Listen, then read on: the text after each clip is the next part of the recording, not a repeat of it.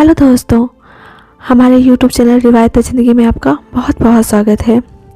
हमारे चैनल पर बेहतरीन कहानियाँ, किस्से, सुविचार सुनने के लिए आप हमें सब्सक्राइब करें।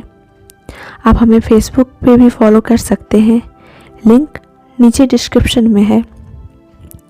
तो चलते हैं हम अपनी आज की नई कहानी की ओर। हमारी आज की कहानी है फौजी की पत्नी। आज भी फ़ोन नहीं किया, मैं बात नहीं करूँगी। आज फ़ोन करेंगे तो भी नहीं, कम से कम वैलेंटाइन डे पे कोई फूल ही भेज देते व्हाट्सएप पे। नहीं, इन्हें कहाँ समय है हमारे लिए।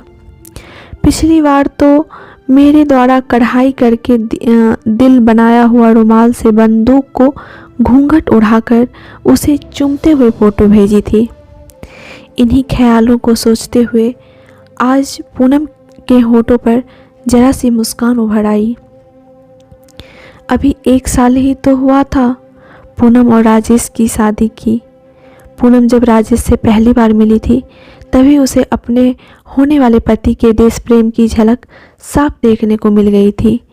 पहली मुलाकात में ही राजेश ने पूनम को कह दिया था कि इस दुनिया में वह सबसे ज़्यादा प्रेम अपनी भारत माता से करता है। शायद यही कारण था कि पहली मुलाकात में ही पूनम ने राजेश को शादी के लिए हाँ कर दिया था। शादी के 10 दिन बाद ही राजेश को वापस सरहद पर जाना पड़ा। हालांकि इन 10 दिनों में भी राजेश और पूनम केवल 3 ही दिन तो साथ रहे थे, लेकिन इन 3 दिनों में पूनम ने अपनी पूरी ज़िंदगी राजेश के साथ जी ली थी। वापस आने का वादा करके राजेश चला तो गया, लेकिन पूनम रोज़ राजेश के फ़ोन के इंतज़ार में घंटों बैठी रहती थी। आज भी वह सुबह से राजेश के फ़ोन का इंतज़ार कर ही रही थी। आतुरतावश वह अपनी सास को आवाज़ लगाकर पूछने वाली थी कि आपके बेटे का फ़ोन आया क्या। तभी याद आया कि ससुर जी घर पर हैं, तो मुन्ने को सुलाकर धीरे से अपने कमरे से निकलकर सासू माँ के कमरे की तरफ बढ़ी। तभी ससुर जी के कमरे में चल रही टीवी में एक सहमी सी पत्रकार करती हुई सुनाई पड़ी। इस वक्त एक बड़ी खबर आ रही है। पुलवामा में आतंकी हमले में कई सैनिकों के शहीद होने की बुरी खबर इस वक्त हम आपको सुना रहे हैं। ये शब्द उसके कानों में पड़ने के बाद सब कुछ इस तरह सुन्न पड़ गया मानो उसके कानों में कोई ग्रेनेड फटा हो। परसों फ़ोन पर वह यही तो जानने की बात कर रहे थे। नहीं नहीं नहीं, यह नहीं हो सकता। उन्होंने कुछ और बोला होगा, लेकिन सुबह से उनका फ़ोन क्यों नहीं आया।